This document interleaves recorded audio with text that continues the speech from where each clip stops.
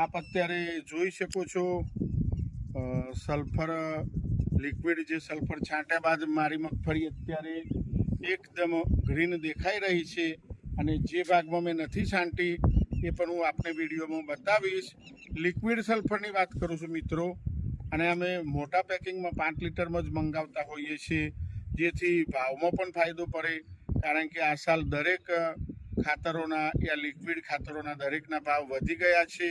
તો લિક્વિડ સલ્ફરનો એક ફાયદો એવો છે, ફંગીસાઇડનું પણ કામ કરે છે, ફૂગનાશકનું, પ્લસ છોડને એકદમ ગ્રીન કરી દે છે. ગ્રીન કરવાથી મિત્રો ખોરાક પણ સારો ઉઠાવે, વળવાઈઓ સારી છૂટે, પ્લસ દાના પણ ભરાવદાર થાય. મિત્રો એ પણ તમને જણાવું તો અમારી મગફળી અત્યારે જોઈ શકો છો. પૂરા વિડીયોમાં આપ બનેલા રહો. હું પૂરા ખેતરનો હવે આપને નજારો બતાવું છું. આ જોઈ શકો છો મિત્રો, 32 દિવસની અત્યારે આ મગફળી છે અને વળવાઈઓ પણ અત્યારે છૂટી ગઈ હશે નીચે, એ પણ તમને બતાવું. ફૂલ પણ લાગી ગયા છે, નીચે વળવાઈઓ પણ સારી એવી આવે મિત્રો, એ પણ તમને જણાવું. તો તમે પણ લિક્વિડ સલ્ફરનો સ્પ્રે કરવાનો રાખો.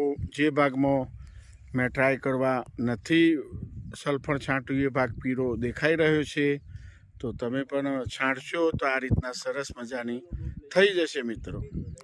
આ ભાગમાં મેં સલ્ફર નથી છાંટ્યું તો તમને આ ચાસ અલગ જ દેખાશે. પેલું બાજુની મગફળી ગ્રીન દેખાશે અને આ મગફળી સહેજ પીળી દેખાશે. ટ્રાય કરવા માટે મેં નથી છાંટ્યું મિત્રો, જેથી આપણે પણ ખ્યાલ આવે એક જ ખેતરની અંદર કેટલો ફરક પડે છે બંને ભાગની અંદર. તમે વિડીયોમાં જોશો તો ખ્યાલ આવશે. તો મિત્રો આજે આગળની મગફળી જોઈ, એક જ ખેતર છે મિત્રો. આ ટોટલી 12 એકરનું મારે એક જ નંબર છે રેલવે જોડે.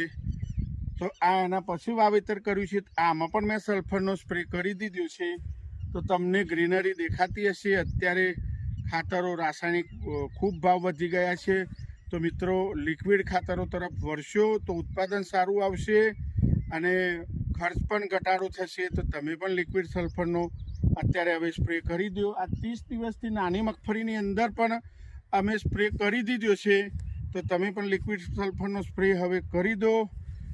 તમારે કોઈ લિક્વિડ સલ્ફર ના મળતું હોય તો બધા ખેડૂતો ગ્રુપમાં ભેગા થઈને મંગાવશું, તો ભાવમાં પણ ફાયદો થશે.